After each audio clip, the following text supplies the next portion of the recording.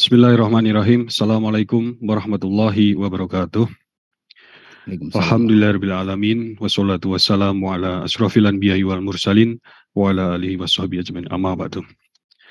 Yang saya hormati Pak Amin, Mas Han, segenap pengurus Majelis Syura dan juga Lembaga Tinggi Partai Umat, juga sahabat-sahabat pengurus DPP, DPW, tadi saya lihat juga, DPD bahkan hingga DPC. Alhamdulillah. Terima kasih Mas Tova, juga khusus hari ini ada Ustadz Rafiq. Terima kasih Ustadz Rafiq. Jadi pada kesempatan memberikan pengantar pada taati yang keempat, ini saya ingin menyitir satu gagasan, satu bab, itu bab ketiga dari bukunya Pak Amin, Tauhid Sosial. Jadi buku bab 3 ini bercerita tentang konsep pembaharuan Islam. Di sini tentu bukan bagaimana kita memodifikasi atau memperbarui Islam, tapi bagaimana cara kita memahami dan merealisasikan konsep-konsep Islam sehingga dia relevan, sehingga Islam relevan terhadap permasalahan-permasalahan yang modern. Pak Amin mengatakan ada 4 agenda ya dalam konsep pembaruan Islam ini. Yang pertama adalah purifikasi akidah, ya, pensucian terhadap akidah. Kemudian juga ada pembaharuan teologi, dan yang ketiga adalah pembaharuan ilmu pengetahuan dan teknologi umat Islam. Yang keempat adalah pembaharuan organisasi dan manajemen. Ini relevan dengan kita sebagai partai umat. Nah, yang ingin saya garis bawahi adalah yang poin nomor 2, yaitu pembaharuan teologi.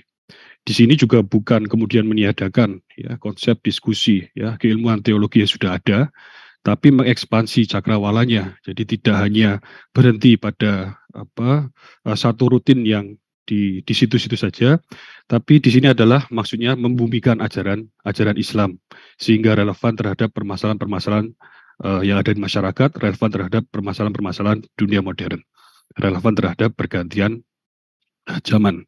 Dan buku ini menariknya dicetak, diterbitkan, cetakan pertama adalah tahun 98. Jadi bagaimana Pak Amin memotret permasalahan yang juga kita lihat saat ini. Jadi pernah saya sampaikan dalam satu forum, saya bertanya waktu itu kepada salah satu seorang ustadz, tidak kurang kita ini punya sekolah-sekolah Islam, lembaga pendidikan Islam. Tidak kurang kita punya ulama, tidak kurang kita punya pesantren dan lain sebagainya. Tapi juga kita lihat realitasnya yang terjadi di masyarakat itu juga tidak kemudian sepenuhnya merefleksikan apa yang tadi sekolah-sekolah Islam yang banyak ya, pesantren, ulama sedemikian rupa. Jadi kemudian di mana jembatan itu terputus ya, di mana mata rantai itu terputus. Jadi ini relevan dengan poin nomor 2 tadi, bagaimana kita membumikan ajaran-ajaran Islam, mencari relasinya terhadap permasalahan-permasalahan dunia modern. Dan insya Allah saya yakin bahwa untuk menuju ke sana itu salah satu jalan ya, yaitu adalah melalui tafsir Al-Quran ya. Selain tafsir yang berdasarkan kitab-kitab itu, juga kita perlu merelasikan terhadap permasalahan-permasalahan dunia modern, sehingga Islam tidak kehilangan relevansinya. Islam tidak hanya berhenti pada di dalam rumah kita saja atau di teras rumah, tapi juga relevan terhadap permasalahan-permasalahan di luar pagar rumah kita. Ya, begitu kiranya sedikit pengantar yang insya Allah nanti kajian hari ini akan diisi oleh Pak Amin dan juga Ustadz Rafiq. Ini satu momen spesial juga. Jadi kemarin ketika dikabari oleh Mas Hanafi, itu saya lihat mengisi Ustadz Rafiq, dari fotonya ini sangat familiar Ustadz Rafiq.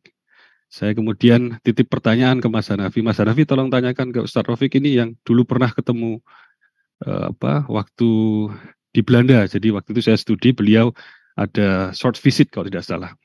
Bahkan tidak hanya itu, kita juga sempat yang namanya waktu itu mahasiswa yang jauh dari keluarga, ya, kita sempat jalan-jalan bareng waktu itu ke Belgia ya di waktu libur.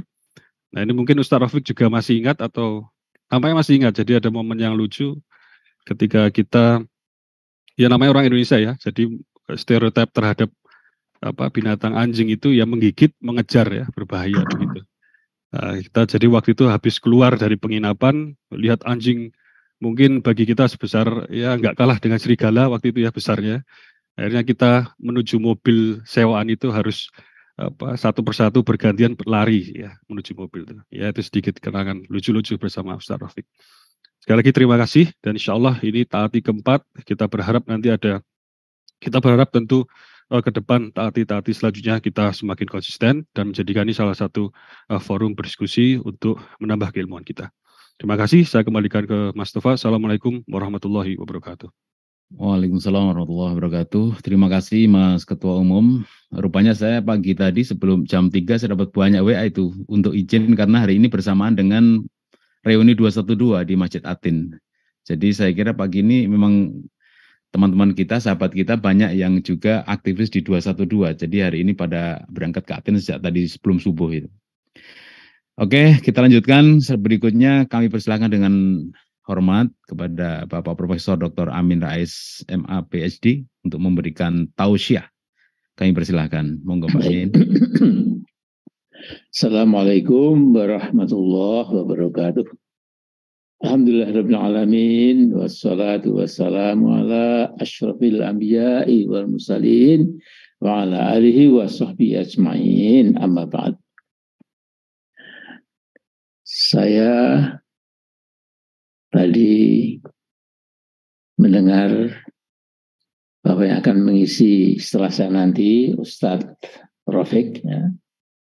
Kemudian tadi Pak Ketum kita setelah melihat gambarnya ternyata pernah bertemu ya di Belanda, ke Belgia dan lain-lain ya, Masya Allah ya.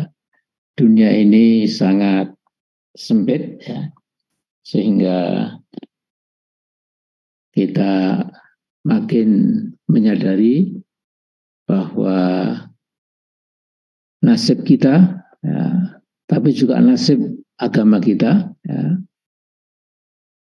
dinul Islam yang kita secara mutlak kita peluk bersama-sama ya, itu juga tidak bisa dipisahkan tentu dari perkembangan kondisi situasi global ya, yang dari waktu ke waktu itu makin mencekam ya, dan setiap pojok perkembangan di bagian dunia manapun langsung atau tidak akan juga berdampak kepada negara-negara lain, dan tentu juga Indonesia sebagai negeri muslim terbesar harus selalu memperhatikan perkembangan berbagai macam isu global supaya kita tidak terkejut, dan ini tentu juga telah kita sadari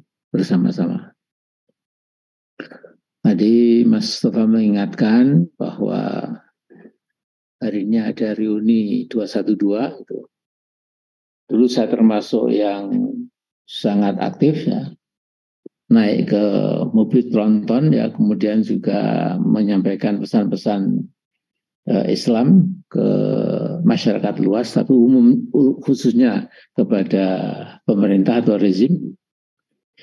Nah, karena itu kita doakan mudah-mudahan reuni itu tidak diganggu oleh aparat-aparat ya, karena kita lihat bahwa kalau ada demo yang melibatkan sampai ribu-ribuan orang, itu demonya itu sangat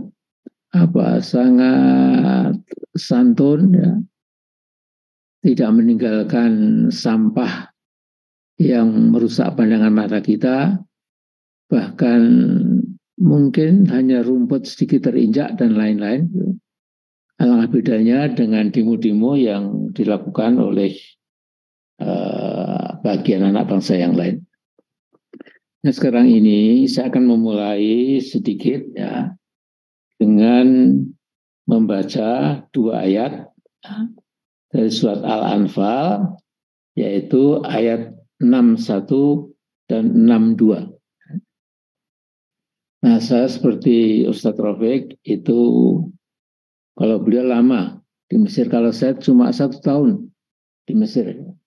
sebagai mahasiswa luar biasa di Al-Azhar. Nah, saya ingat ketika bertemu dengan tokoh-tokoh Al-Ikhwan Al-Muslimun di Qahirah itu, maka sejauh yang saya ketahui, para kader Al-Ikhwan Al-Muslimun itu semacam diwajibkan, ya, yaitu menghafalkan surat Al-Anfal dan At-Taubah, ya. Jadi surat ke-8 dan ke-9, ya. Bahkan sesungguhnya kalau kita lihat, ya, kaitan antara Al-Anfal dan At-Taubah itu memang begitu koneksinya itu kuat sekali, ya. Cuma untuk kita tahu surat Taubah itu tidak boleh pakai basmalah, ya, karena kata sejumlah hadis memang Allah menampakkan kemurkaannya, ya, kepada orang-orang munafik, ya, yang cedera kepada janjinya, yang merusak muahadah, yang merusak komitmen negosiasi, ya, yang sudah disepakati. Nah, di ayat ini itu Allah memberikan bahkan ini fi'il amr, ya. Jadi wanti-wanti yang harus kita kerjakan, yaitu a'udzubillahi minasyaitonirrajim wa a'iddu lahum mastata'tum min quwwah wa min ribatil khaili turhibuna bihi aduwallahi wa aduwakum wa akharina min dunihim la ta'lamunahum Allahu ya'lamuhum wa ma tunfiqu min syai'in fi sabilillahi yuwaffa ilaikum wa antum la tudlamun. Jadi terjemahan bebasnya kira-kira, ya, dan persiapkanlah dengan segala kemampuanmu, ya, untuk menghadapi mereka, maksudnya menghadapi musuh-musuh Islam, ya, dengan kekuatan yang kamu miliki, ya. Jadi harus ada semacam rah total dari kemampuan kita, apakah kemampuan fisik, kemampuan finansial, kemampuan politik, kemampuan multidimensional harus kita kerahkan. Kemudian wa mir ribatil khail. Jadi siapkan juga pada waktu itu pasukan berkudamu. Tentu sekarang orang berperang tidak pakai kuda, ya, tetapi memakai persenjataan modern, ya. Yang penting, ya, kekuatanmu itu turhibuna aduwallahi wa aduwakum, dapat menggetarkan, membuat takut, membuat tidak punya nyali, ya, musuh-musuhmu itu, ya. Kemudian juga di samping itu menggetarkan mereka-mereka, ya, di samping yang kita tuju itu, ya, sesungguhnya juga mereka itu memusuhi agama Allah, ya. Yang dikatakan la ta'lamunahum Allahu ya'lamuhum, ya. Jadi sebagian musuh Islam itu engkau sudah tahu, tapi ada cukup banyak yang tidak kamu ketahui, ya, tapi Allah mengetahui, ya. Artinya apa? Kita selalu waspada, betul-betul alert, ya.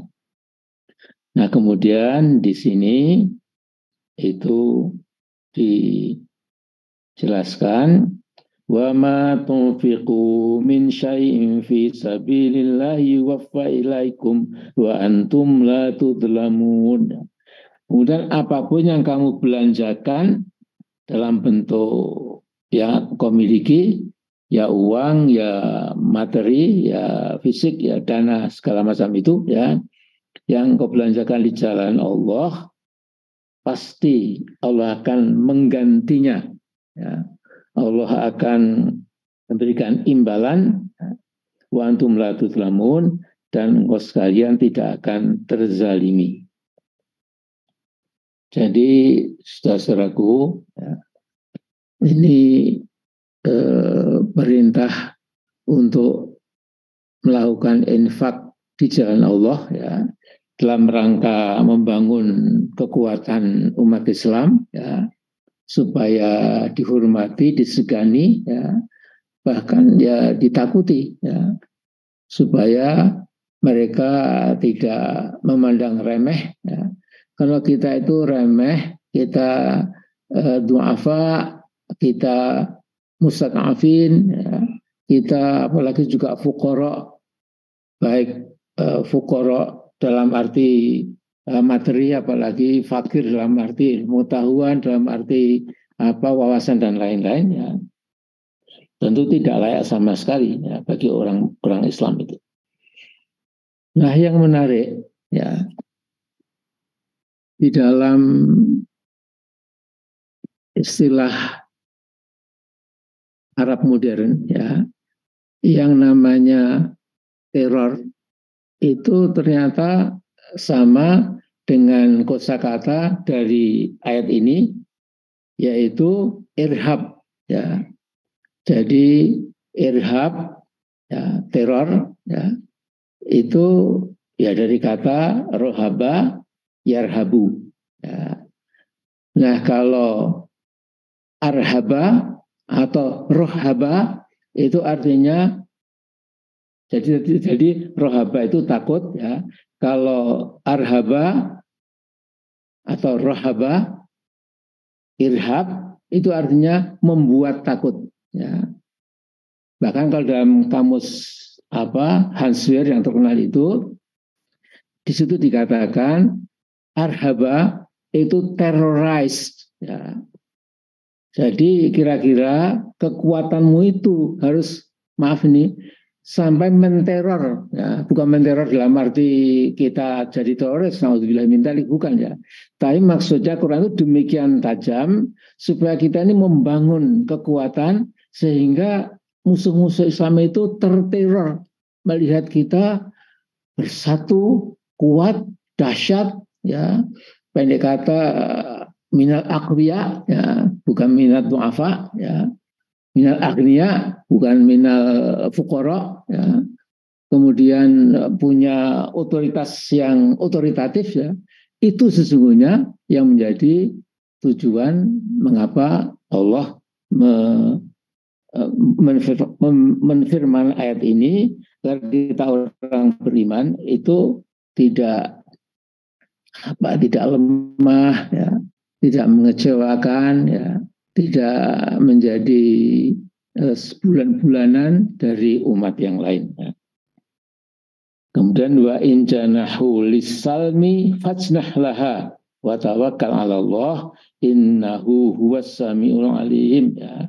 Tapi kalau kita sudah kuat, lantas mereka kemudian meminta perdamaian, ya, minta negosiasi, ya, supaya sudahlah kita sama-sama melakukan istilahnya itu peaceful coexistence, ya, eksistensi yang tidak saling menyerang, ya, karena memang kita sudah dihargai, ya, tidak diremehkan, ya. Kita juga harus menghargai pihak lain, ya. Kita bukan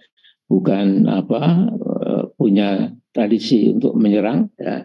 Bahkan semua perang dalam Islam itu perang defensif, ya, tidak yang kita inisiasi, tapi kita selalu melakukan defense, ya.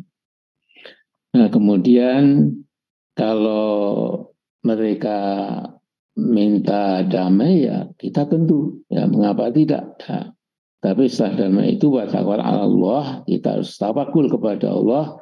Innahu huwas samiul alim, sesungguhnya Allah itu maha mengetahui dan maha mendengar dan maha mengetahui. Nah, saudara-saudaraku, di negeri kita ini ayat ini sangat relevan, ya.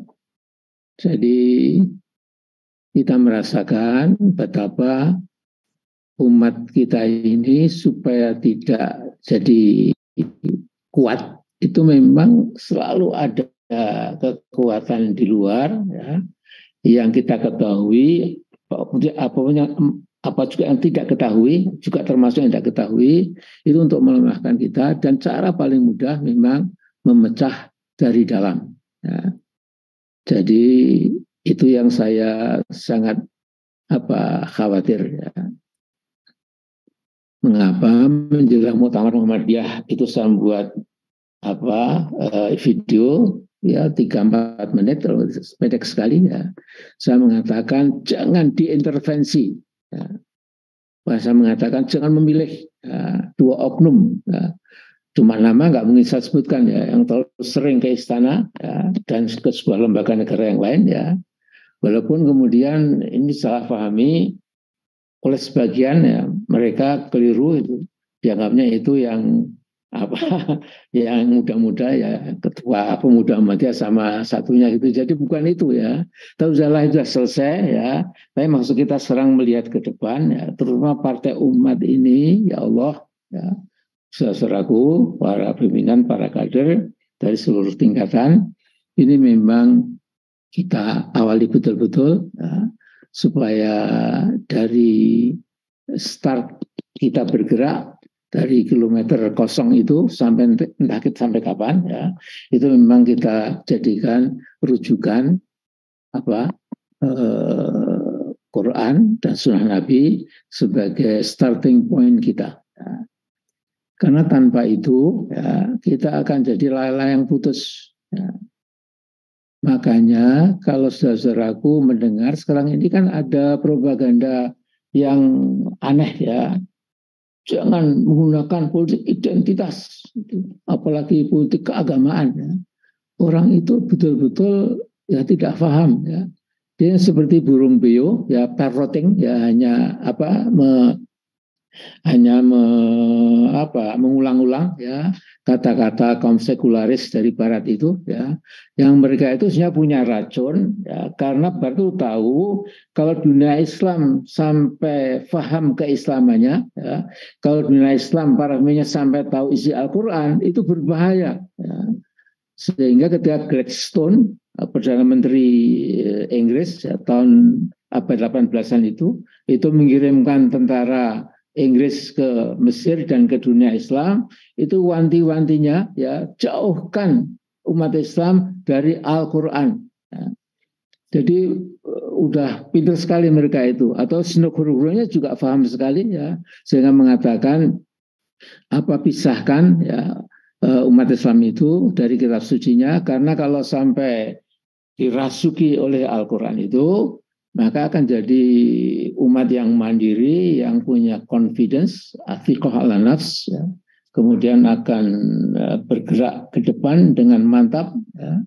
Dan kemudian akan menghadirkan, ya, insya Allah perubahan-perubahan itu. Ya. Nah, jadi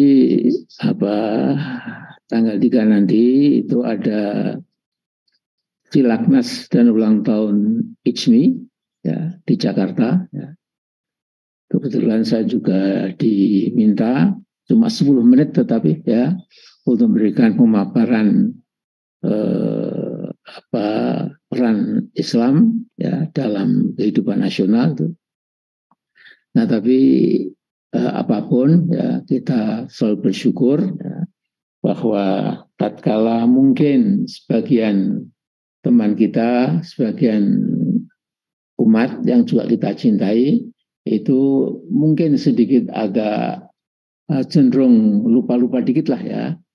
Ya, mereka sudah ikut-ikutan menggalakkan jangan menggunakan politik identitas itu. Nah, kalau identitas itu sudah dihilangkan, ya manusia jadi robot, ya menjadi sangat rentan, ya. Kemudian digiring ke sana kemari. Ya. Ini terakhir kemarin siang saya dengan Pak Sambo dan Pak Ketum di kantor Partai Umat di Tebet, ya. Saya katakan kalau sebuah bangsa itu diputus dari ruh keagamanya, ya, itu bangsa bersangkutan itu menjadi ya kalau dalam istilah sebuah buku di Amerika itu Jadi ada penulis, ya, seorang political scientist, ya, yang memotret bangsa Amerika itu sekalipun sudah highly educated, sudah sebagian besar terdidik, ya, lebih terdidik dari rata-rata di Indonesia ini misalnya, ya, tapi tetap saja, ya, yang banyak itu menjadi a nation of sheep, ya. Jadi bangsa domba, bangsa kambing, ya. Kemudian ada lagi penulis yang mengatakan hampir sama, ya, karena bangsa Amerika itu sudah kena sekularisme, ya, tidak lagi memiliki kaidah-kaidah keagamaan untuk diwujudkan dalam kehidupan sosial politik ekonominya, ya, maka dia mengatakan bangsa Amerika itu menjadi a nation of frogs, ya.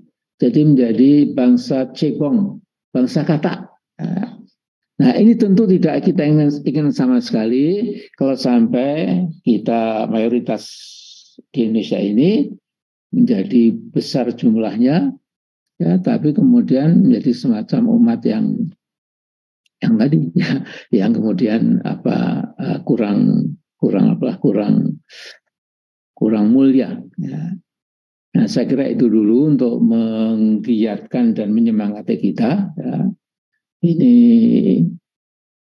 saya kira semua, ya, dari pimpinan pusat, ya, DPP Partai Umat maupun Majelis Syuronya dan semua yang ada dalam rumah besar Partai Umat itu memang sedang berdebar-debar, ya, menanti pengumuman 14 Desember nanti dari KPU Pusat, ya. Mudah-mudahan, ya, karena kita juga sudah maksimal, ya, kemudian dengan izin Allah mudah-mudahan kita lolos, ya. Kalau kita lolos itu artinya kita punya wahana dan sekaligus wacana, ya, menjadi sebuah partai politik di belantika politik nasional ini. Kita akan punya pemikiran yang segar, kita punya konsep yang juga tentu workable, ya, yang bukan mengawang-awang gitu. Dan untuk itu saya minta sejak pagi ini, ya, teruslah berdoa kepada Allah, ya. Jadi saya diberitahu memang yang ingin melihat kita tidak lolos itu lumayan banyak, ya. Tapi waqad makaru makruhum wa indallahi makruhum wa in kana makruhum litazula minhul jibal, ya. Jadi wa yakiduna kaida wa akidu kaida, ya. Jadi mereka punya kait, punya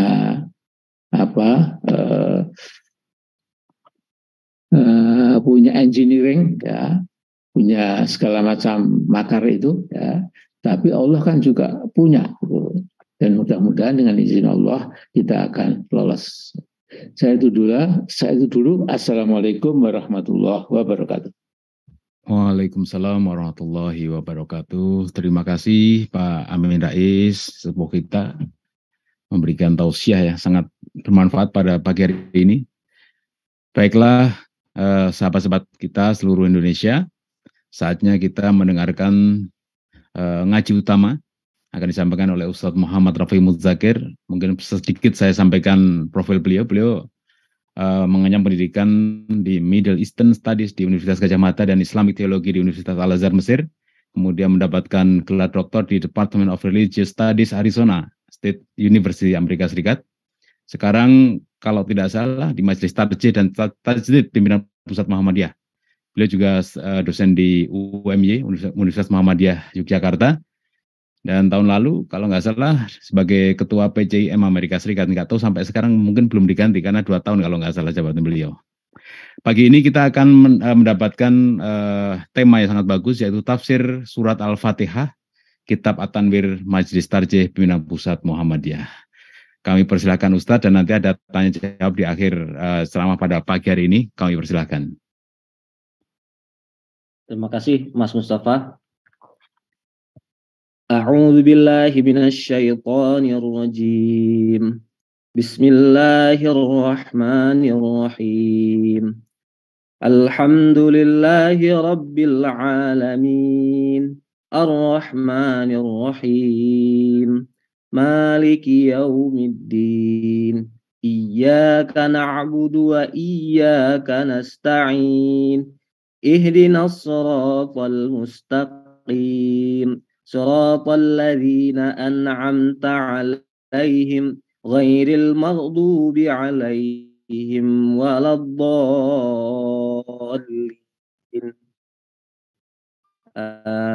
آمين صدق الله العظيم.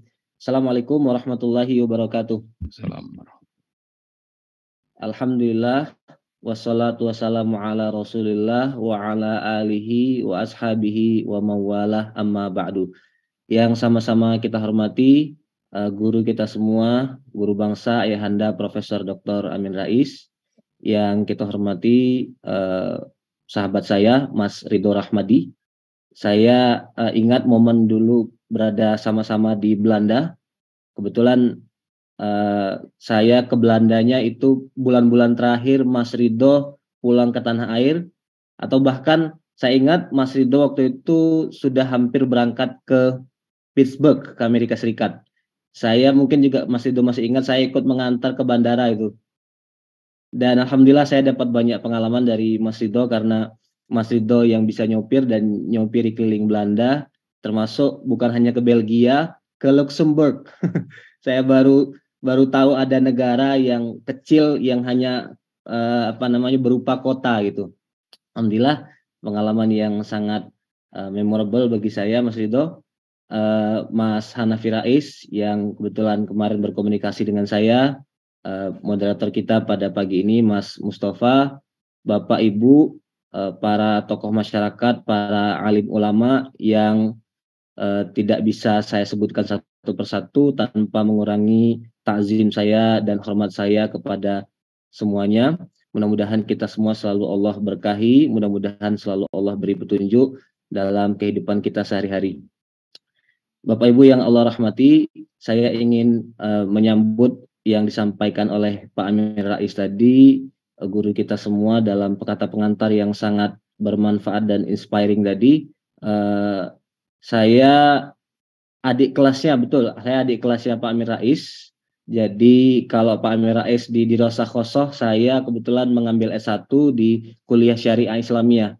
Tapi Pak Amin, sebenarnya kalau saya refleksikan hidup saya, alam bawah sadar saya itu ternyata adalah perjalanan hidup Pak Amin Rais itu.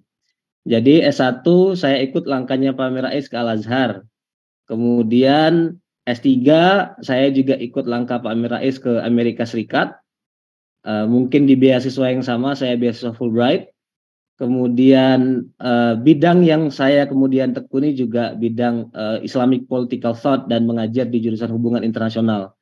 Jadi in many ways I have been inspired by Pak Amin, dan alhamdulillah mudah-mudahan ilmu Pak Amin terus bermanfaat, memberikan pencerahan untuk semuanya. Kebetulan Pak Amin Rais dan semuanya, saya menulis disertasi tentang perampasan kekuasaan dalam persepsi ulama, jadi lebih pada kajian mengenai sejarah intelektual. Jadi saya dan melihatnya juga dari perspektif antropologi. Jadi kalau topiknya yang lebih persisnya adalah Tradition and Modernity in the Ulama Discourse on Usurpation of Power. Nah, jadi yang saya maksud dengan usurpation of power itu adalah perampasan kekuasaan berupa kudeta militer. Jadi dalam kitab-kitab fikih, dalam kitab-kitab kalam, selalu ada pembahasan mengenai perampasan kekuasaan yang istilah teknisnya adalah at-taghallub. Jadi kalau kita semua belajar pemikiran politik Islam, ada dua metode yang established dalam memilih penguasa.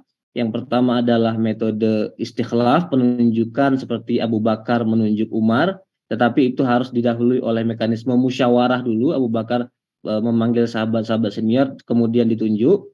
Kemudian kedua adalah mekanisme musyawarah halul halli wal aqdi, And at some point in history, para ulama kemudian memasukkan metode ketiga untuk memilih pemimpin dan sekaligus untuk menurunkan pemimpin, yaitu metode mengkudeta atau metode usurpation. Nah, itu yang kebetulan saya kaji sejarah intelektual persepsi para ulama, dan bagian terakhirnya saya bercerita tentang peristiwa di Mesir tahun 2013 yang saya yakin juga menjadi concern Pak Amir Rais, karena tadi juga sudah menyebut sudah menyebut Ikhwanul Muslimin.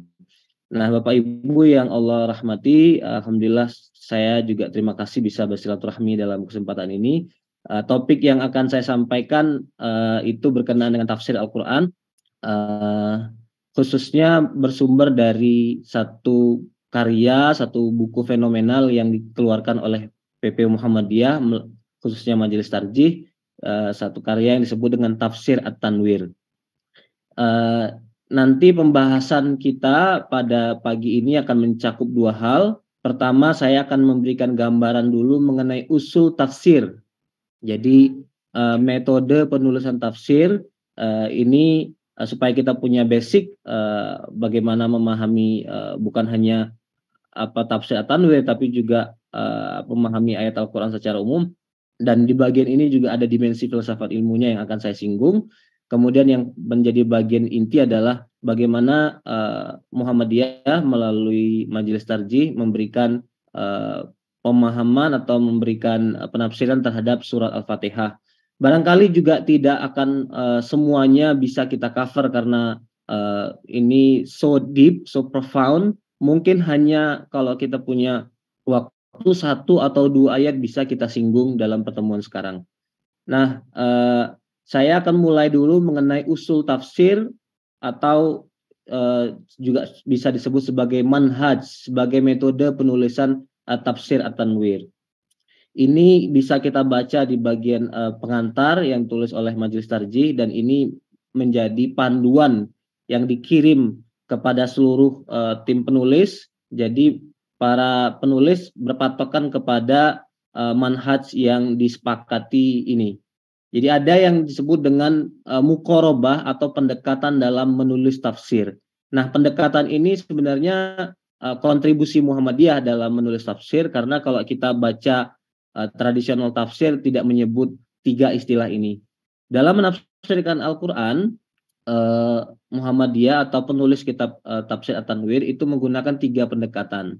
Yang pertama adalah pendekatan bayani, yang kedua burhani, kemudian yang ketiga adalah irfani. Nah, ketiga-tiganya itu adalah epistem, gitu. Istilah filsafat ilmunya adalah epistem atau sistem berpikir.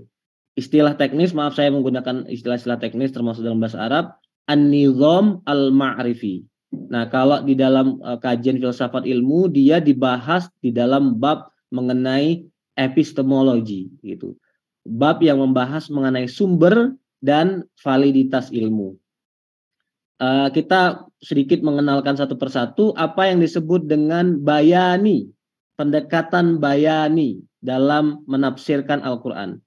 Pendekatan bayani adalah pendekatan atau cara berpikir yang berdasarkan teks.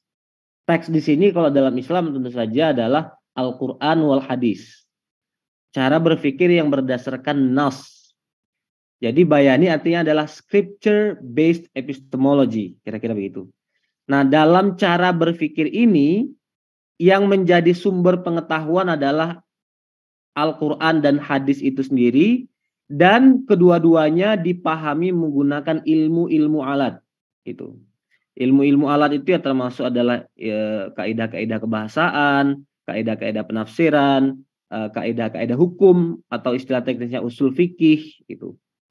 Nah, tafsir At-Tanwir disebut menggunakan pendekatan bayani karena menggunakan melihat tafsir pertama-tama berdasarkan pendekatan tradisional dulu, berdasarkan teks.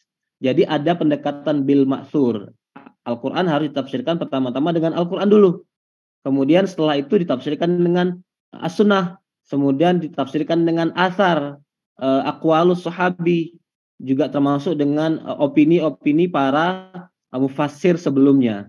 Nah, tetapi tentu saja di luar Al-Quran dan As-Sunnah semuanya adalah pendapat-pendapat yang ghairu ma'sum, yang tidak mengikat. Jadi semuanya dibaca, dijadikan pertimbangan, tetapi semuanya harus mengalami kontekstualisasi. Nah, ini tadi yang juga disebut oleh Pak Amin dalam kata pengantar. Kemudian pendekatan yang kedua dalam menulis tafsir At-Tanwir ini adalah pendekatan burhani. Kalau dalam surah Al-Baqarah itu ada ayat yang kita semua hafal, qul hatu burhanakum.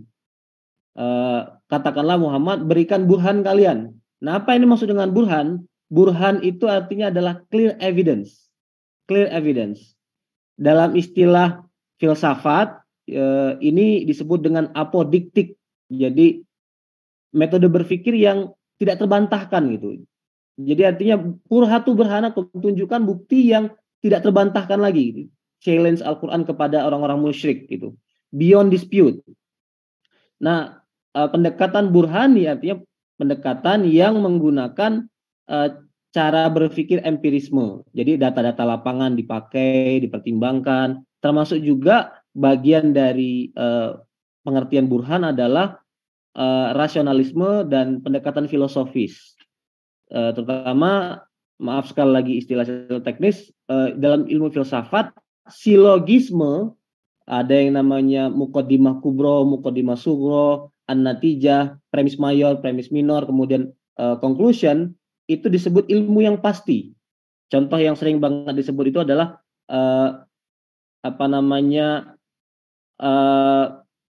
manusia adalah makhluk yang berpikir.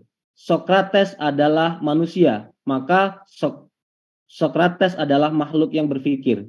Nah, statement pertama itu disebut dengan muqaddimah kubro atau premis mayor, statement kedua disebut dengan premis minor, dan statement terakhir Sokrates adalah manusia yang berpikir itu disebut dengan natijah, hasil gitu. Nah, itu silogisme itu dalam kajian usul fikih, kajian filsafat ilmu dalam Islam itu bersifat burhan, pasti. Kalau runtut cara kita membuat statement, maka natijahnya itu selalu beyond dispute gitu. Nah, cara berpikir burhani ini digunakan oleh para saintis karena mereka memanfaatkan observasi, penelitian-penelitian di lab, ilmu-ilmu pasti lah ya.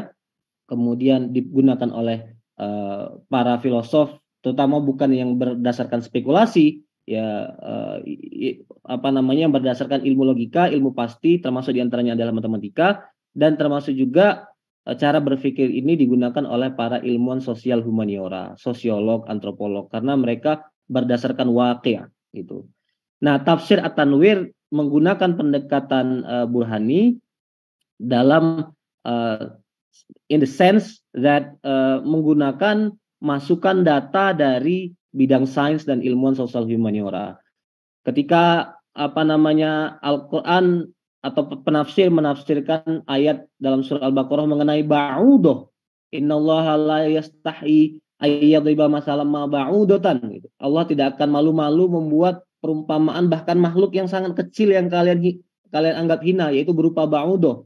Nah, bagaimana kita memahami ba'udoh? Ya, kita harus mendengarkan penelitian-penelitian dari para saintis mengenai makhluk bernama nyamuk.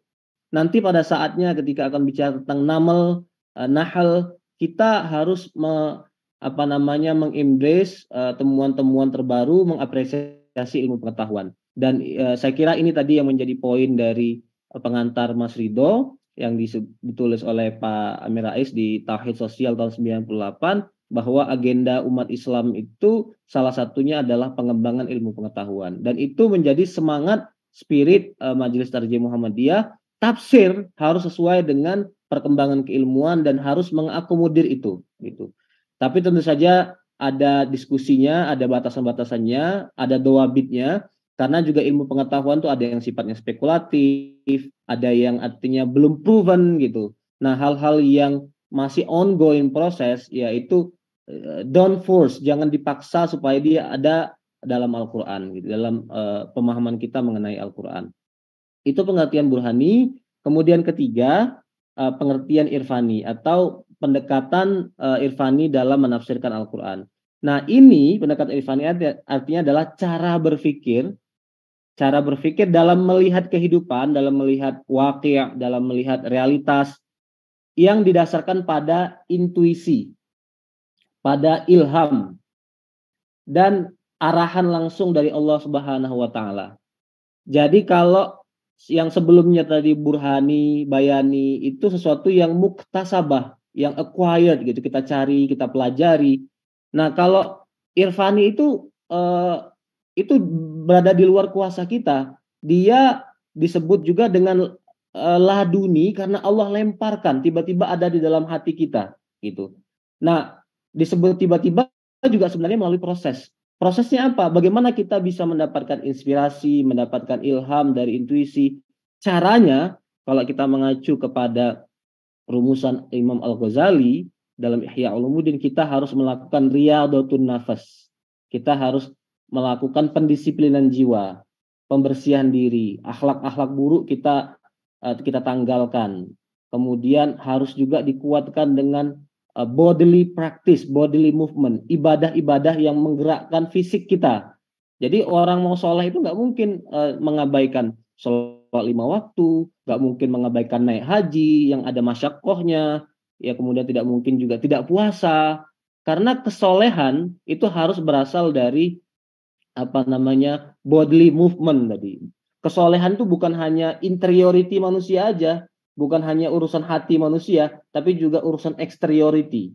Nah, kalau kita melakukan proses asketism, zuhud, melibatkan raga, melibatkan fisik kita, maka qalb kita akan bersih, dan disitulah kemudian intuisi kita akan tajam, ilham kita juga kita akan mendapatkan ilham dari Allah Subhanahu wa Ta'ala gitu. Nah, jadi pendekatan irfani juga diakomodir, artinya adalah menafsirkan Al-Quran dengan cara melakukan pembersihan hati dan pensucian jiwa untuk mendapatkan inspirasi dari Allah Subhanahu wa Ta'ala. Nah, Bapak Ibu yang Allah muliakan, yang perlu juga kemudian saya tegaskan adalah baik bayan, burhan, dan irfan ini bersifat komplementari, saling menyempurnakan, bukan saling mengevaluasi. Jadi ilmu yang berasal dari teks, dari Al-Quran, hadis, tidak boleh kita anggap berkontradiksi dengan ilmu yang berasal dari kajian lapangan dari para saintis itu. Kalau itu terjadi ta'arud, terjadi contradiction gitu, there must be something wrong. Mesti ada yang salah. Either pemahaman kita terhadap Al-Quran dan hadis yang salah, atau kajian empirik kita yang salah gitu. Jadi pendekatan irfani juga begitu. Kalau kita mensucikan jiwa, membersihkan diri, tidak boleh bertabrakan dengan firman Allah yang sudah clear cut dalam Al-Quran gitu. Kita nggak bisa mengklaim kita mendapat ilham dari Allah, tetapi kemudian pada prakteknya kita nggak mau sholat lagi, mengabaikan puasa nggak penting, haji nggak penting. Jadi artinya irfan itu harus selalu sejalan dengan bayan, selalu sejalan dengan burhan. Nah, semangat itulah semangat yang diakomodir dan dikembangkan oleh tafsir At-Tanwir ini. Nah, di lain itu juga para penulis tafsir ini berkomitmen agar tafsir ini responsif, tidak sekedar mengulang-ulang. Qaul ulama memang penting mengutip pendapat sahabat, tabi'in, pendapat Imam Al-Ghazali, pendapat Ibnu Taimiyah, pendapat bahkan ulama pada abad 20 misalnya, tetapi we have our own context. We have our own predicament yang harus kita respon dengan dinamis gitu. Nah, tafsir At-Tanwir berusaha berusaha bersifat responsif, musayyaroh, sejalan dengan perkembangan zaman. Kemudian juga tafsir At-Tanwir mempunyai semangat dinamis, artinya membangkitkan dinamika umat, menjadi inspirasi untuk bertindak, dan selanjutnya yang juga tidak kalah penting adalah membangkitkan etos. Nah, dimensi-dimensi inilah yang membedakan tafsir At-Tanwir dari tafsir-tafsir tradisional. Tafsir-tafsir tradisional itu kadang-kadang too much detail on linguistik gitu. Terlalu banyak pembahasan fikih. Jadi tafsir itu terlalu legalistik misalnya. Tafsir itu terlalu banyak perdebatan teologi, bahkan terlalu filosofis. Nah itu nggak inspiring, nggak membangkitkan dinamika, nggak membangkitkan etos. Tafsir itu first and foremost harus mencerahkan, dan itu nama dari tafsir At-Tanwir, dan yang lebih penting dari itu adalah tafsir itu membangkitkan etos kita yang sesuai dengan zaman. Nah ada 4 etos yang ingin dikembangkan. Yang pertama adalah etos ibadah. Jadi ya tafsir ini harus mendorong orang untuk semakin giat ritualnya, semakin giat membaca Al-Quran. Saya selalu ingat pesan Pak Amir Rais di Muktamar Jogja tahun 2010. Dulu Pak Amin suka bilang di publik bahwa pimpinan Muhammadiyah itu setiap hari minimal membaca Al-Quran dalam satu hari 1 juz itu. Saya ingat sekali pesan-pesan itu. Kebetulan juga jelang muktamar saya mewakili teman-teman PCIM Mesir silaturahmi ke tempat Pak Amin di Sleman. Nah, jadi etos ibadah itu ingin dibangkitkan dalam tafsir ini. Ibadah ritual dan termasuk juga ibadah sosial, hubungan muamalah sesama manusia. Termasuk juga etos ekonomi. Etos ekonomi. Jadi artinya umat Islam itu harus berdikari, harus kuat, harus mapan secara ekonomi. Kemudian etos sosial. Ya artinya kita mendorong dalam tafsir ini menyemarakkan infak, sedekah, zakat. Tadi kajian Pak Amin sangat memberi inspirasi dalam kajian surat Al-Anfal ayat 60 tadi gitu. Dan itu juga yang ingin dikembangkan dalam tafsir At-Tanwir, etos sosial, dan termasuk juga adalah etos keilmuan. Jadi kalau kita baca tafsir At-Tanwir, apa yang kita dapatkan? Ya 4 hal ini. Mendorong kita lebih dekat, taqarrub ilallah, kemudian berdikari kuat secara ekonomi, kemudian kuat ukhuwah Islamiyah, ukhuwah baina a'dha'il ummah, atau sosial artinya, dan yang terakhir adalah mendapatkan inspirasi keilmuan gitu. Nah, selanjutnya saya mohon izin memberikan gambaran, jadi overview apa saja yang dapat kita temukan kalau kita membaca tafsir At-Tanwir, terutama surat Al-Fatihah. Jadi surah Al-Fatihah itu oleh Majelis Tarjih dipahami bahwa surat ini menjelaskan 2 hal pokok, yaitu menjelaskan tentang pandangan hidup, world view, pandangan dunia, kira-kira begitu ya. Kemudian yang kedua, hal pokok kedua yang dikandung dalam surat Al-Fatihah adalah jalan hidup, way of life. Nah, jadi dalam tafsir At-Tanwir kita akan mendapatkan juga hal yang bersifat muqaddimah dulu mengenai surat Al-Fatihah, di bagian pendahuluan misalnya kedudukan surah Al-Fatihah, nama-nama surah Al-Fatihah, kemudian jumlah ayat dan hukum membaca basmalah, kemudian kandungan pokok surah Al-Fatihah. Di bagian pandangan hidup kita akan mendapatkan bahwa surah Al-Fatihah itu menjelaskan mengenai Al-Quran sebagai rahmat dalam ayat yang pertama. Jadi Bismillahirrahmanirrahim, oleh penafsir dianggap ayat ini merefleksikan satu fakta bahwa Allah mengirimkan Al-Quran sebagai rahmat bagi umat manusia. Kemudian dari pandangan hidup juga kita akan membaca penjelasan mengenai asal usul kehidupan. Itu diekstrak dari ayat kedua, Alhamdulillahirabbil alamin. Kemudian juga kita akan mendapatkan keterangan mengenai jalannya kehidupan dari Ar-Rahmanir Rahim, dan dari ayat yang sama juga kita mendapatkan Ar-Rahmanir Rahim, tujuan hidup manusia. Kemudian Maliki Yaumiddin. Nah, ayat yang keempat itu dianggap merefleksikan perspektif Islam mengenai waktu, philosophy of time. Jadi ayat ini menjelaskan mengenai akhir dari kehidupan, menjelaskan masalah eskatologi.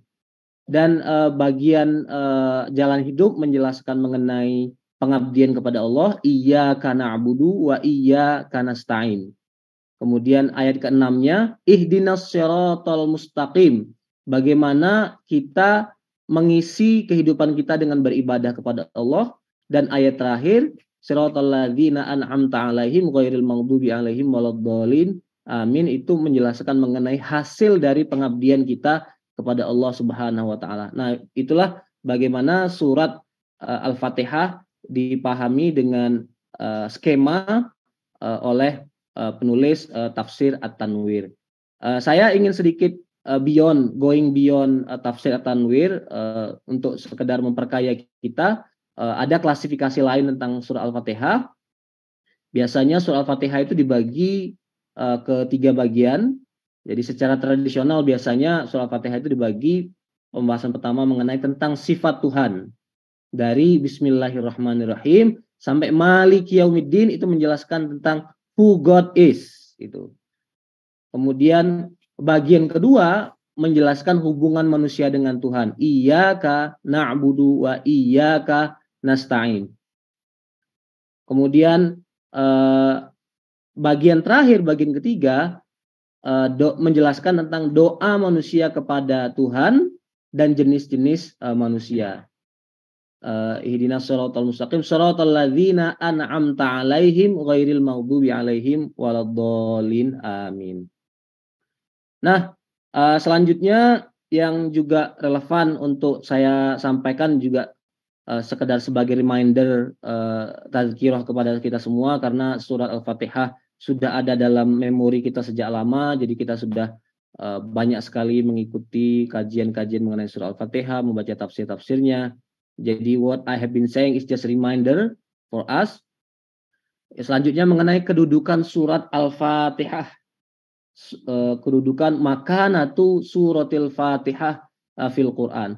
Nah, surat Al-Fatihah ini without doubt, bila syak, a'zam suratil Quran. Ini adalah surat Al-Quran yang paling mulia, yang paling agung. Ada satu hadis yang diriwayatkan oleh Imam Al-Bukhari dari sahabat Nabi bernama Abu Sa'id Ibnul Mu'alla. Jadi hadisnya langsung berupa pernyataan Nabi Muhammad, ala wa'allimuka a'zam suratin fil Quran. Wahai Abu Sa'id, maukah kamu saya kasih tahu bahwa apa surat yang paling a'zam, the greatest surah in the Quran?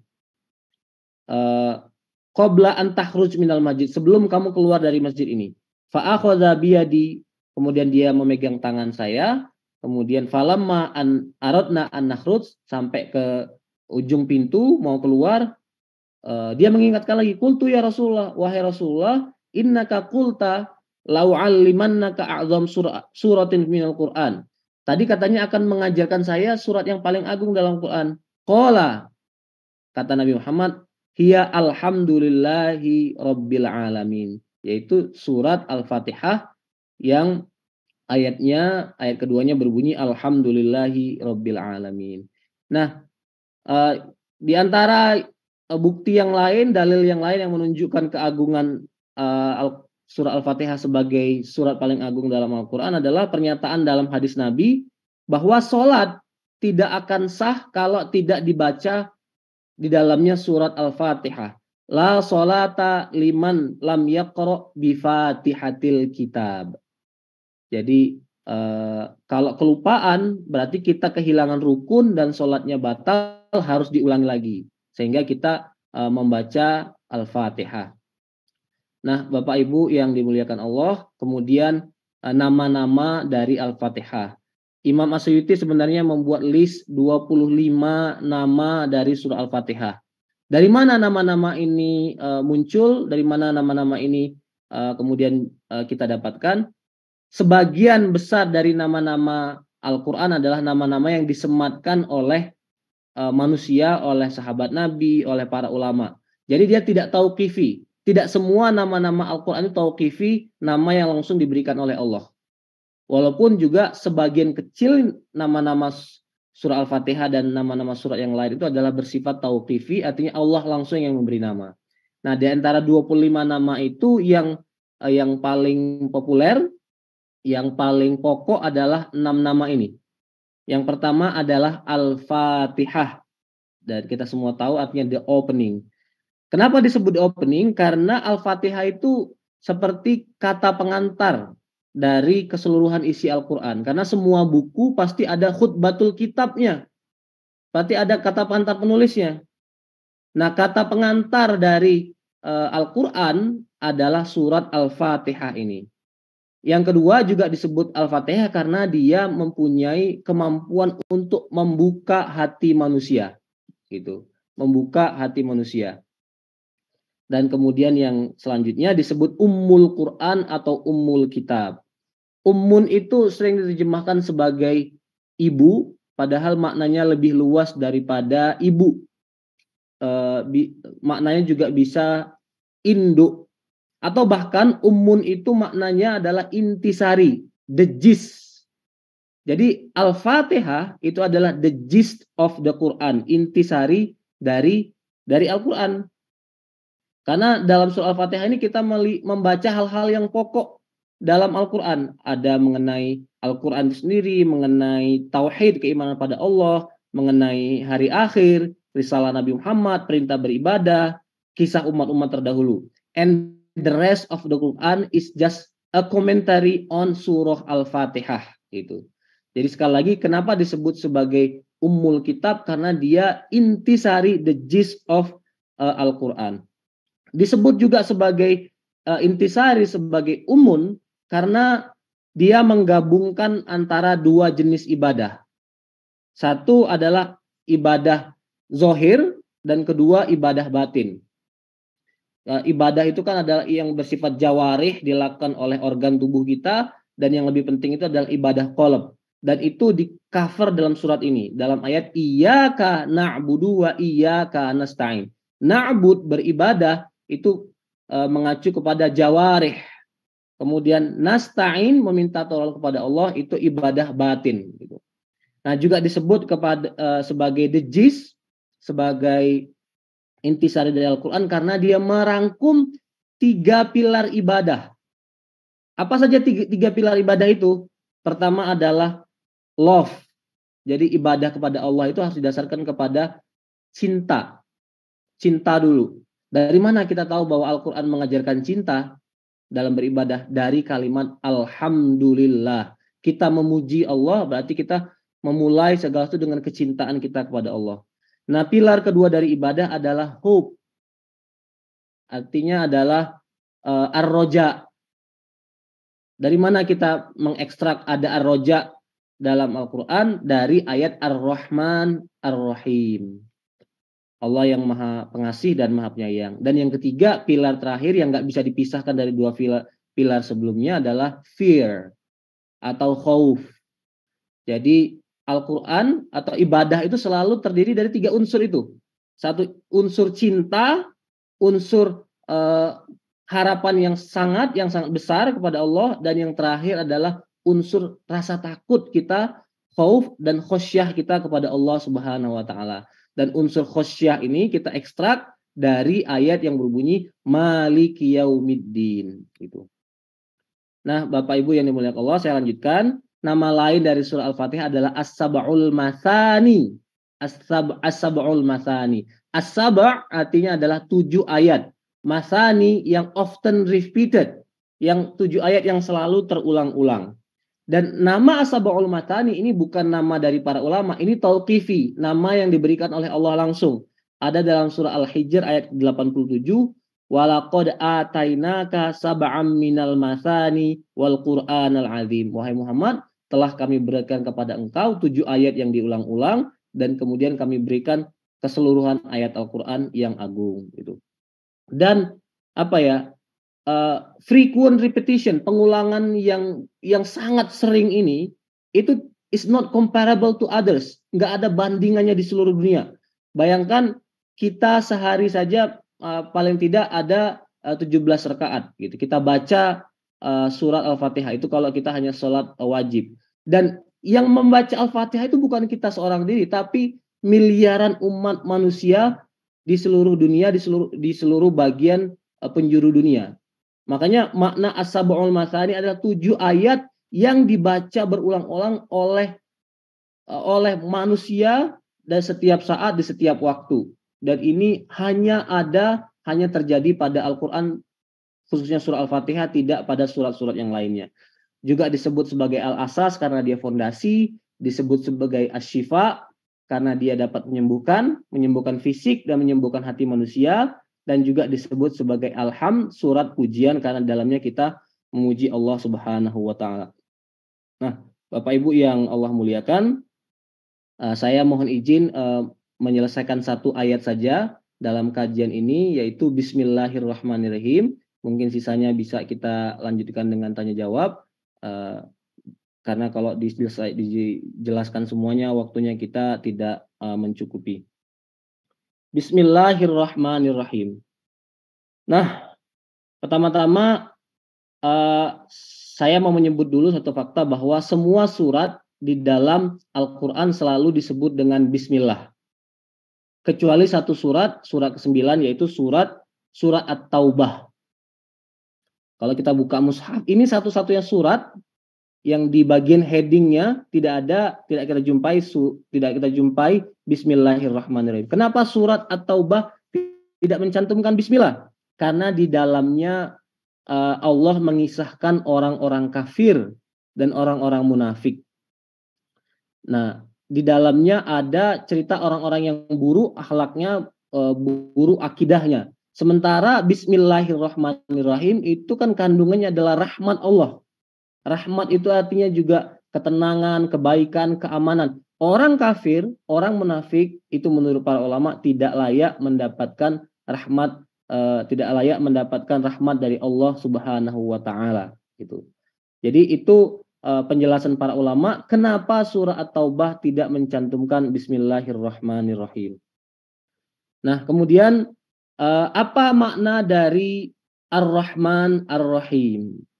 Ar-Rahman Ar-Rahim ini semuanya adalah derivasi dari satu kata kerja dari fi'il rahima yarhamu. Rahima yarhamu.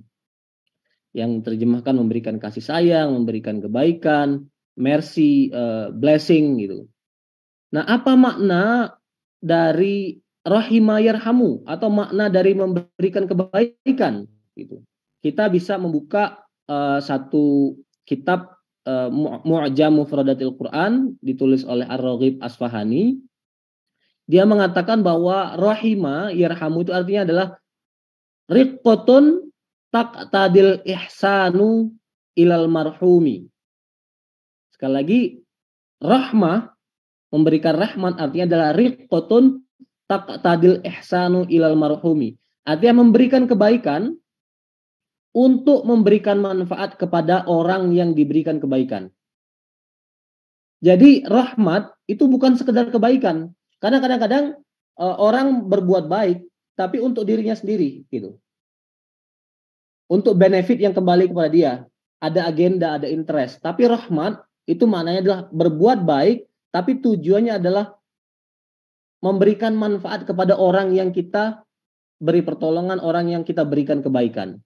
Nah, itulah makna dari Ar-Rahman, dari rahmah yang kemudian dari kata itu kita derivasi Ar-Rahman Ar-Rahim. Nah, ada beberapa hal yang unik mengenai sifat Ar-Rahman. Juga nanti ada beberapa hal yang unik dari sifat Ar-Rahim. Pertama, sifat Ar-Rahman itu disebut dalam Al-Quran sebanyak 57 kali. Allah bahkan menurunkan satu surat sendiri untuk menjelaskan sifat Ar-Rahman. Allah menurunkan surat ke-57 dalam Al-Quran, yaitu surah Ar-Rahman. Nah, keunikan selanjutnya dari sifat Ar-Rahman adalah biasanya nama-nama Allah disebut beriringan dengan sifat yang lain. Satu-satunya nama Allah yang sering disebut berdiri sendiri adalah Ar-Rahman. Saya ulangi, biasanya Asma'ullah itu disebut beriringan. Kadang-kadang dua nama, Sami'un Alim, Ghafurur Rahim, Azizul Hakim. Tapi Ar-Rahman adalah nama Allah yang berdiri sendiri, tidak dilekatkan dengan nama yang lain. Oleh karena itu, menurut sebagian ulama, setelah nama Allah sendiri, setelah lafzul jalalah Allah, nama paling penting adalah Ar-Rahman. Ar-Rahman jadi artinya nama paling penting dari Allah Subhanahu wa taala setelah nama Allah itu sendiri. Kemudian Bapak Ibu yang Allah muliakan, apa makna kebahasaan dari Ar-Rahman? Yang dari makna kebahasaan ini kita bisa mengekstrak filosofinya. Ar-Rahman ini bahasa Arab yang wazannya asal katanya fa'lan. Fa'lan. Nah, wazan fa'lan itu mengandung 3 makna. Pertama, intens. Jadi sesuatu yang sangat. Berarti apa? Kebaikan Allah itu sangat intensif kepada manusia. Kemudian dia mencakup benda bersifat holistik. Artinya kebaikan Allah itu kepada seluruh makhluknya tanpa pengecualian. Kemudian dari wazan fa'lan kita juga memahami bahwa ada makna sesuatu yang terjadi segera, immediate. Jadi kebaikan Allah yang turun segera itu berasal dari sifatnya Ar-Rahman. Dan yang ketiga, makna dari Ar-Rahman adalah kebaikan yang berasal dari kebaikan yang tidak bersifat permanen. Jadi sesuatu yang tidak permanen. Jadi artinya apa? Ar-Rahman, kasih sayang Allah itu for now, untuk sekarang, untuk kita semua umat manusia yang hidup di dunia, Muslim atau non-Muslim, semuanya dapat rahmat dari Allah Subhanahu Wa Taala. But it might be taken away. Kebaikan Allah itu bisa diambil kelak di hari akhirat. Jadi kalau dia tidak beriman, kalau dia kafir, kalau dia banyak berdosa, rahmat itu dicabut. Makanya dia tidak permanen. Rahmat itu hanya temporal sifatnya. Nah, itu pengertian dari kemahabaikan Allah yang berasal dari sifat Ar-Rahman. Yang kedua, kemudian Ar-Rahim. Apa keunikan Ar-Rahim? Ar-Rahim muncul dalam Al-Quran sebanyak 114 kali. Dan selalu disebut beriringan dengan sifat lainnya. Ghafurur Rahim, Tawwabur Rahim. Secara bahasa, Rahim itu berasal dari wazan fa'il. Fa'il. Maknanya yang pertama, dia sesuatu yang bersifat permanen selamanya. Makanya untuk orang beriman Allah menggunakan Rahim. Wa kana bil mu'minina rahima. Kebaikan Allah kepada orang beriman itu permanen selamanya. Nah, kalau Ar-Rahman tadi in general, makanya ayat ada dalam Al-Quran misalnya Ar-Rahmanu 'alal arsy istawa. Allah yang maha baik itu bersemayam di atas arsy. Untuk orang beriman ini bersifat abada, bersifat selamanya. Kemudian Rahim juga bermakna tidak selalu bersifat immediate, tidak selalu bersifat langsung. Jadi ada kebaikan yang nanti baru bisa dipetik in the hereafter, gitu, di kehidupan selanjutnya. Nah, gabungan dari sifat Ar-Rahman dan Ar-Rahim ini yang digunakan Allah dalam ayat pertama ini menjelaskan kepada kita bahwa Allah takes care of us right now and in the future. Kebaikan Allah itu ada sekarang dan ada di masa yang akan datang. Jadi kita jangan pernah khawatir terhadap kemahabaikan Allah, jangan pernah gusar yang berlebihan. Kita harus punya sifat tawakal, al-inabah, berserah diri kepada Allah Subhanahu wa Ta'ala. Nah, Bapak Ibu yang dimuliakan Allah, saya ingin menyinggung satu fenomena kontemporer, satu fenomena modern yang khususnya menjadi problem masyarakat maju, masyarakat barat. Jadi kalau kita membaca demografi di negara-negara maju seperti negara barat, di Eropa katakanlah, di Amerika, itu angka ketidakberimanan sangat tinggi. Di Europe, di Belanda mungkin ateisme itu sudah sampai 70%. Amerika itu lebih religius, tapi angkanya juga masih tinggi kalau dibandingkan dengan Indonesia. Di Amerika ateisme itu sampai kepada angka 30%.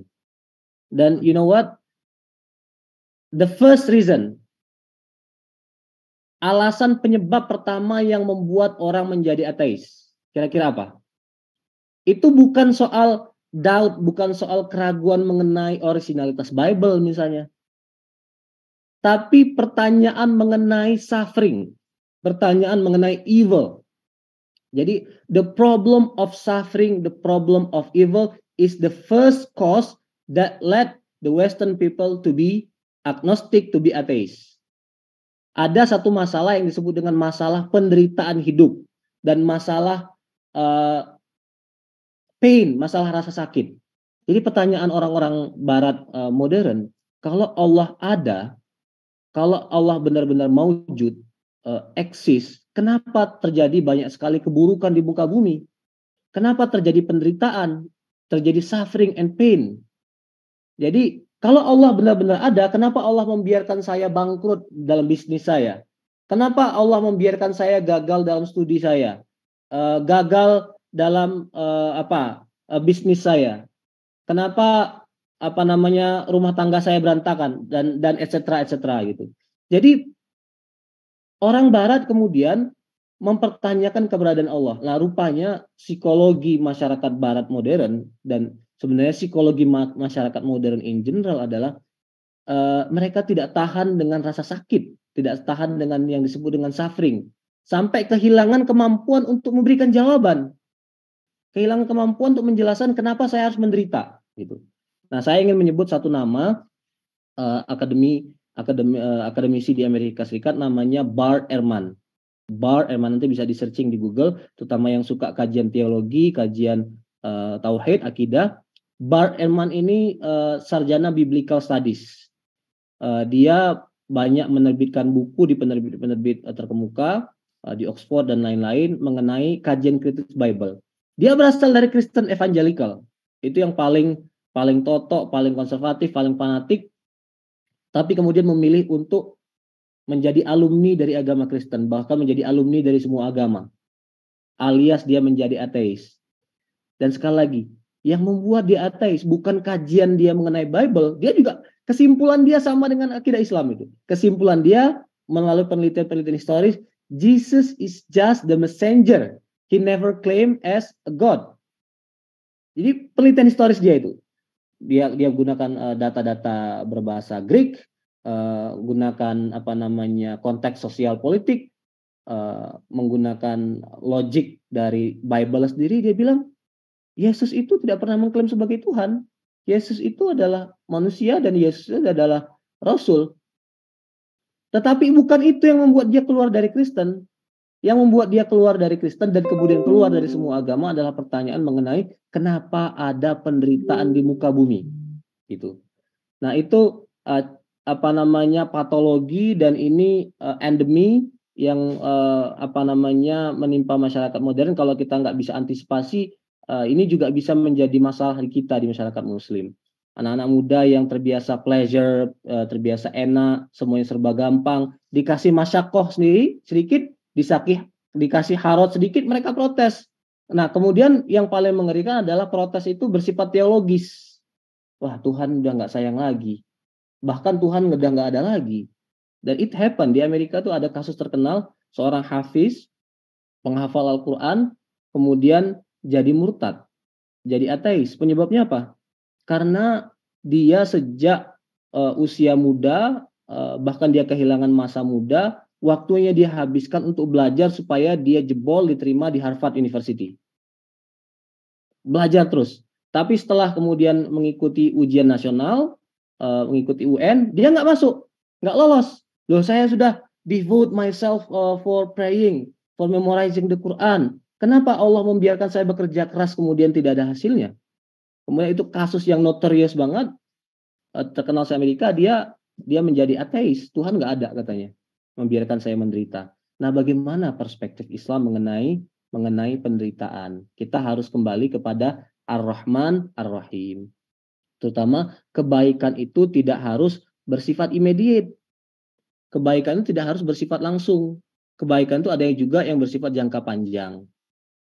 Ini saya, kalau Bapak Ibu melihat layar, demikian banyak buku-buku, karya-karya yang ditulis untuk mendiskusikan masalah evil, masalah suffering ini. Saya hanya mencuplik 4 aja ini. Di luar ini banyak sekali, dan silakan ikuti di YouTube, silakan ikuti di media-media lainnya bagaimana orang Barat itu predikamennya adalah menjelaskan isu ini.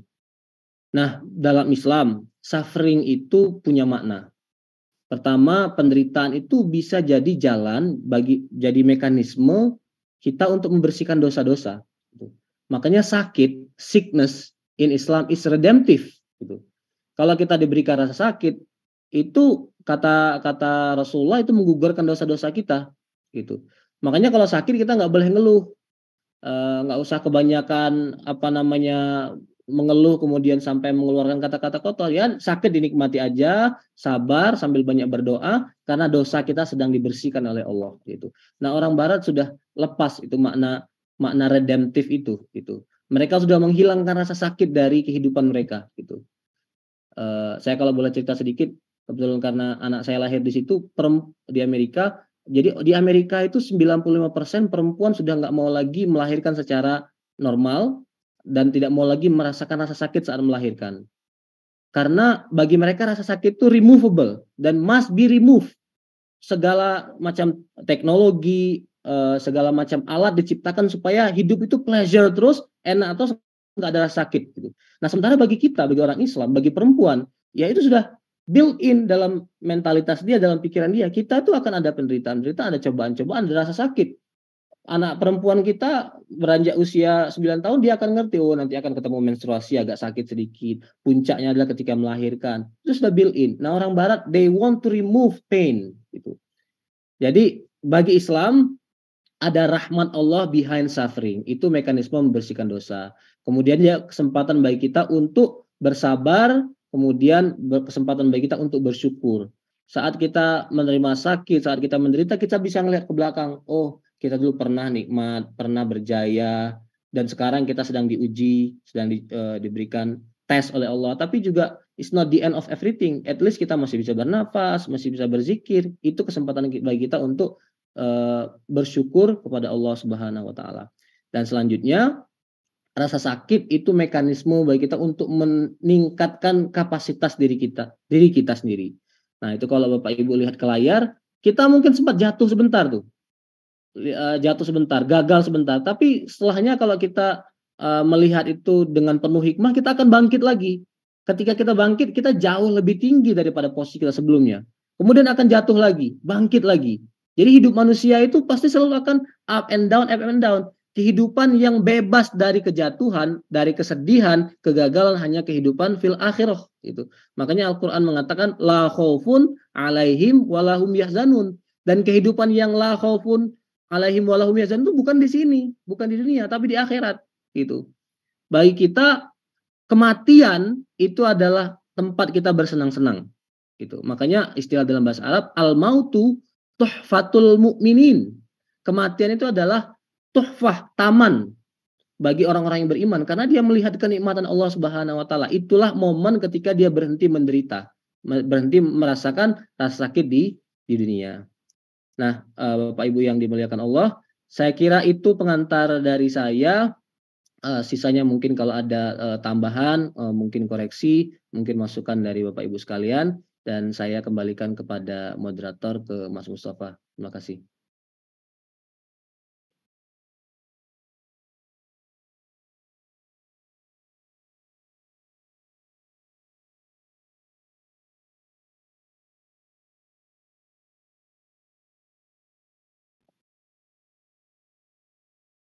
Masih mute Mas Tova.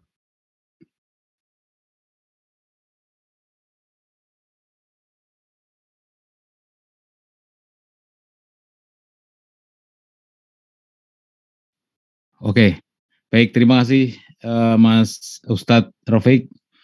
Ini penanya pertama Mbak Dewi dari Bekasi, udah raisen tadi, kami persilakan. Yang lain kalau mau tanya, mohon angkat raisen ya, angkat tangan.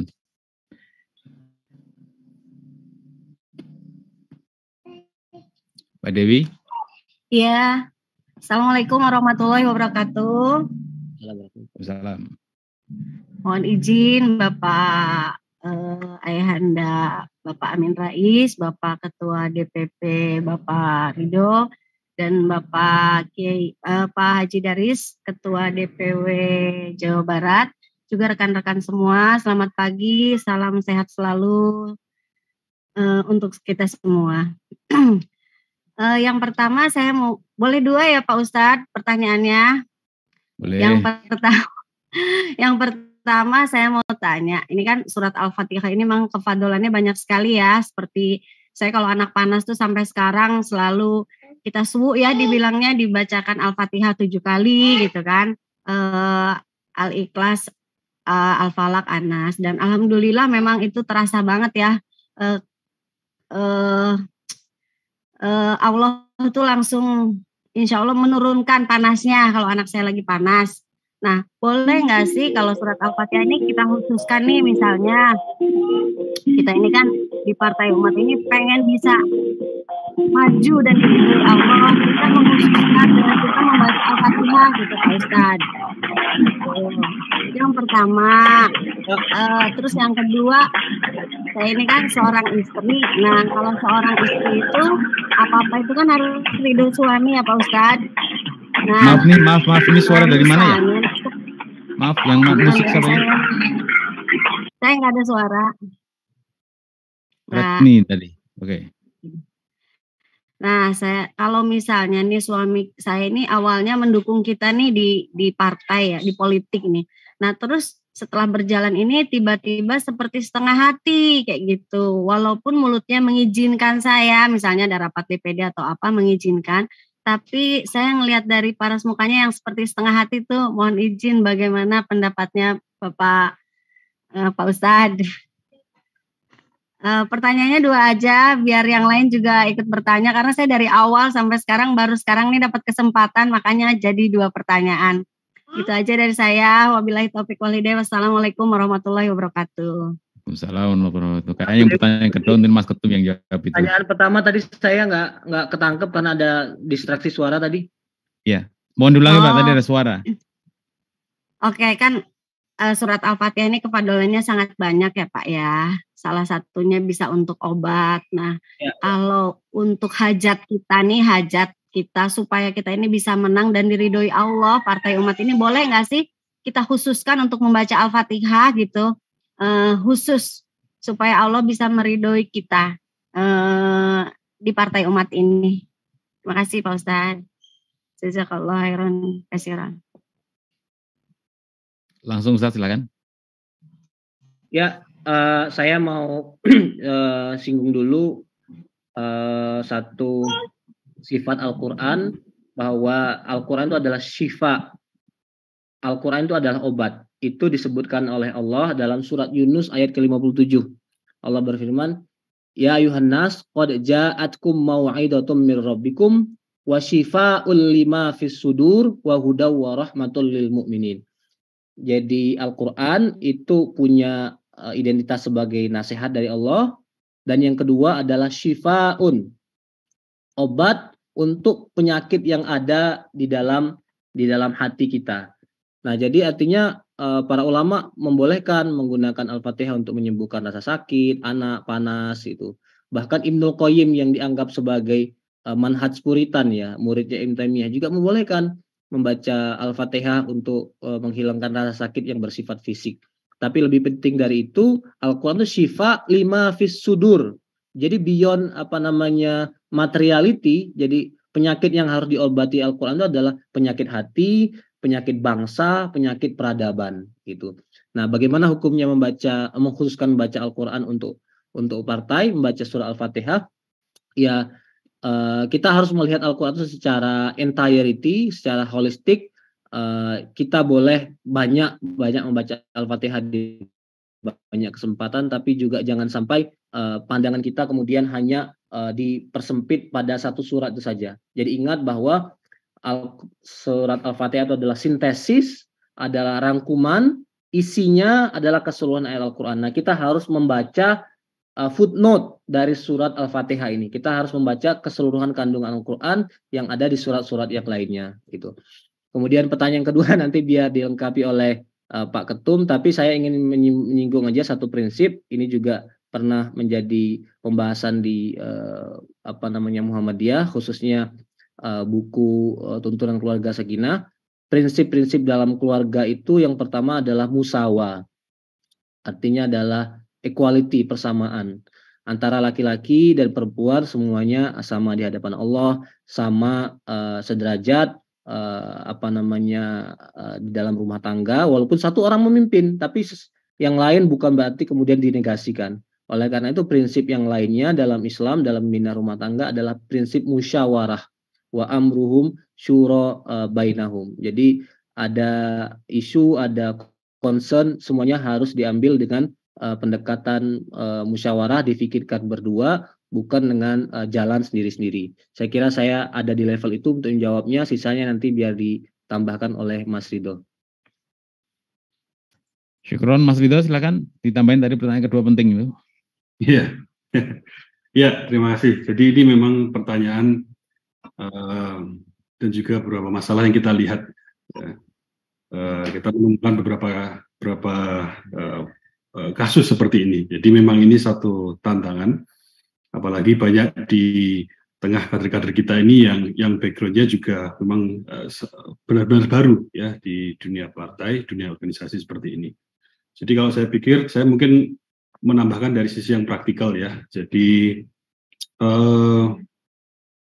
mungkin bisa diajak suami atau istrinya itu untuk melihat sesekali ya aktivitas yang kita lakukan, sehingga nanti barangkali seiring berjalan waktu bisa diketahui kenapa memang di awal-awal ini terutama dalam membangun perjuangan ini kita memang butuh waktu ya, butuh berbagai macam hal yang terbaik untuk diberikan ya, termasuk daya pikiran, dan yang itu memang dalam prakteknya butuh banyak sekali, bukan banyak sekali ya, butuh meninggalkan kehidupan kita yang biasanya. Itu minimal yang kita alami di sini di DPP. Jadi dilibatkan sesekali itu menurut saya akan secara praktikal bisa membantu terutama yang kader kita yang sudah berkeluarga itu untuk melihat apa yang kita lakukan di partai ini. Ya, mungkin seperti itu Bu. Ya, ini dari sisi praktikal saja. Kemudian juga mungkin melanjutkan dari Ustadz Rafiq tadi, tentu ada batasan-batasan tertentu ya dalam konteks keluarga, apalagi seorang istri pada suami yang kita tentu jangan melebihi batas tersebut. Ya. Jadi dalam mekanisme berjuang kita, ini saya kutip dari bukunya Profesor Fazlur Rahman ya. Itu dalam caranya itu selalu pilihlah jalan yang tengah, cara ya. Jadi itu bukan pilihan tapi the only way, itu satu-satunya cara. Jadi moderasi ya, yang tidak berlebihan dalam konteks waktu tadi ya, dalam konteks apapun itu tadi ya, barangkali mungkin di awal-awal tadi yang menyebabkan barangkali suaminya kemudian sedikit berubah, itu mungkin ya saya ini ya tidak tahu persis apa yang alami Ibu, tapi barangkali mungkin waktunya sepenuhnya atau yang biasanya seminggu ada di rumah terus kemudian sebagian itu sering keluar dan sebagainya. Jadi intinya di tengah-tengah Bu, dalam hal cara ya, moderasi yang pas gitu, jangan berlebihan. Kira-kira begitu ya, sedikit tambahan dari saya. Terima kasih. Baik, semoga puas. Nanti kalau nggak puas di luar pengajian ini bisa konsultasi ya, lebih fokus lagi. Saya persilakan Mbak Seli Oltar, ini pertanyaan terakhir ya, sebelum nanti Pak Amin menambahkan sesuatu. Mbak Seli, mana Mbak Seli? Ya, halo. Assalamualaikum. Ya, silakan. Udah masuk ya suaraku? Bagus. Saya mau tanya Ustadz, langsung aja ya.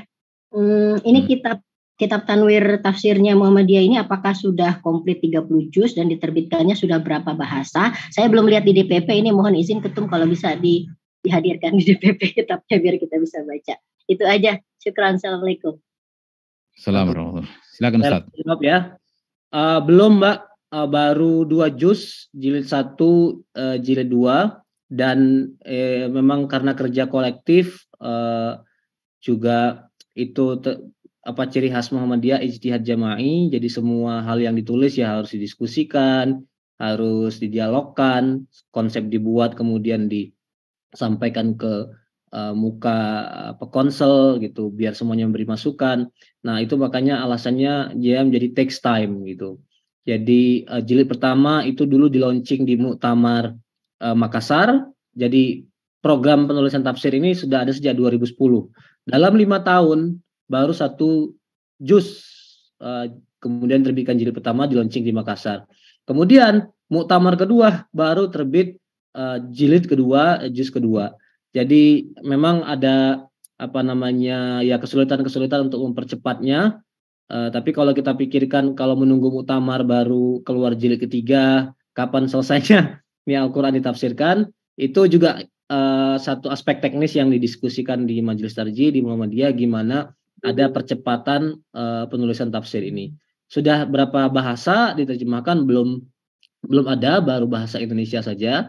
Tapi tafsir At-Tanwir sudah diteliti oleh banyak peneliti, dari peneliti berbahasa Inggris, berbahasa Arab, termasuk juga peneliti dari berbahasa Turki. Itu. Saya kira itu jawaban saya. Baik, terima kasih. Ini karena sudah jam 7 lebih ya. Kami mohon untuk penutup Pak Amin untuk memberikan tambahan atau catatan. Kami persilakan Pak Amin. Baik, jadi catatan saya singkat saja ya. Saya pagi ini merasa sangat berbahagia karena Muhammadiyah kita ini, ya ini bukan melebih-lebihkan ya, tidak bagus ya, tapi ini dari lubuk hati saya gitu, bahwa intinya kalau saya ditanya Ustadz Rafiq ini itu di Muhammadiyah bukan mutiara tapi berlian ya, berlian ya. Nah, jadi ini yang ingin saya ingatkan waktu saya mengambil postdoctoral program di Washington itu,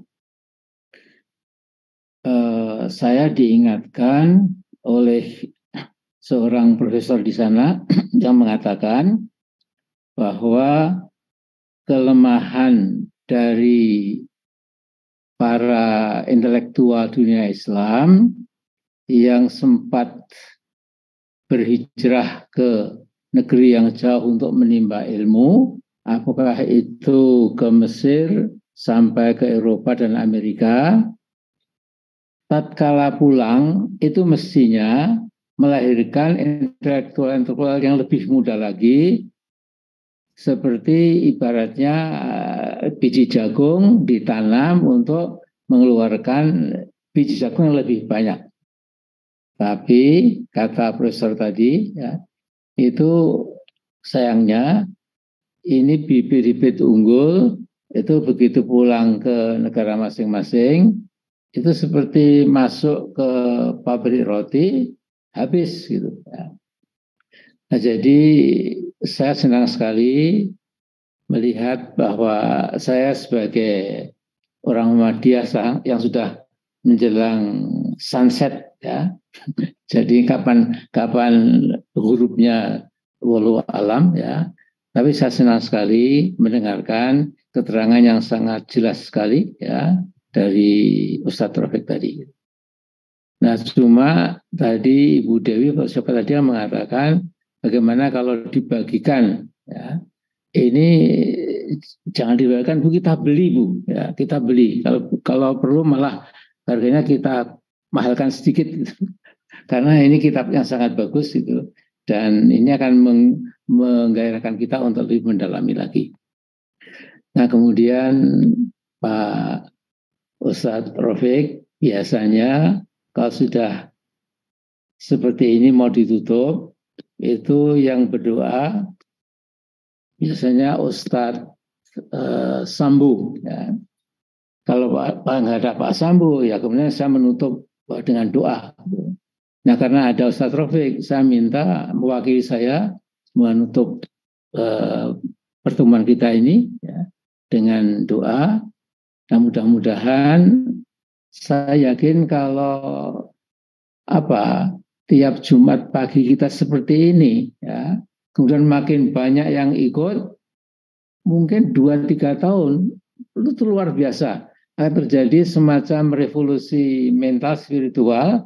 Karena kalau kita sudah menangkap pesan Al-Quran, itu kemudian sudah kita menjadi sangat yakin bahwa yang kita kerjakan ini untuk dan akan insya Allah juga mendapatkan maunah pertolongan dari Subhanahu wa Ta'ala. Nah, jadi saya gembira sekali ya.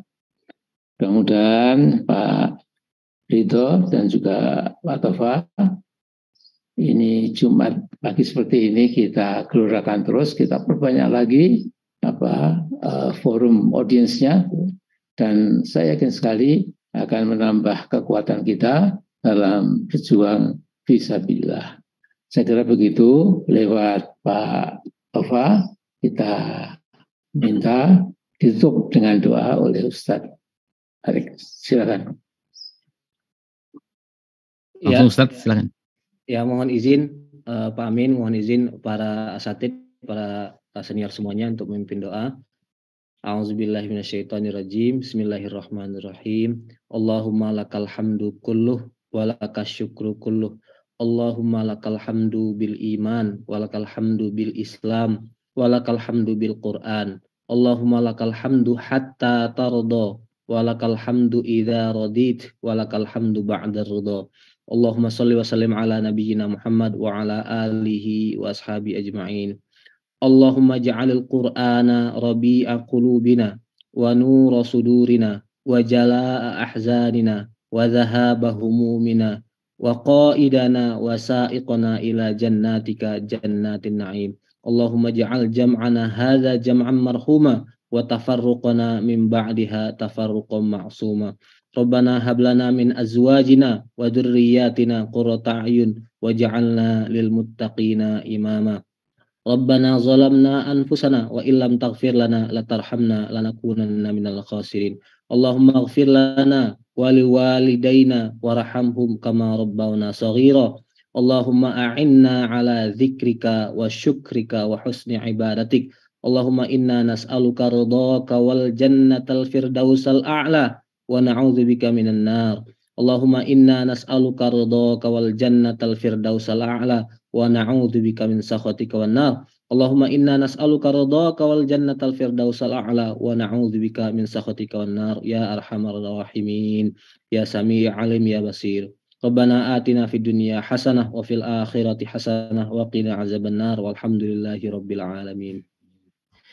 Baiklah, dengan recording stopped. Dengan doa barusan berarti taati pada pagi hari ini telah usai.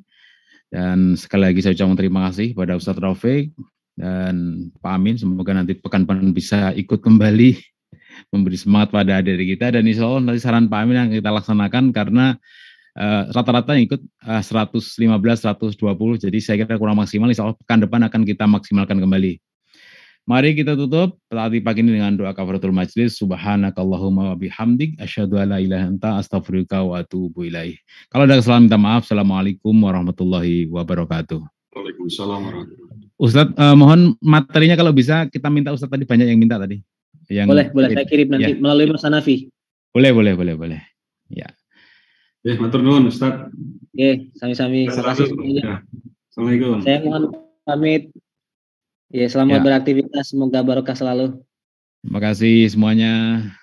Assalamualaikum. Assalamualaikum warahmatullahi wabarakatuh.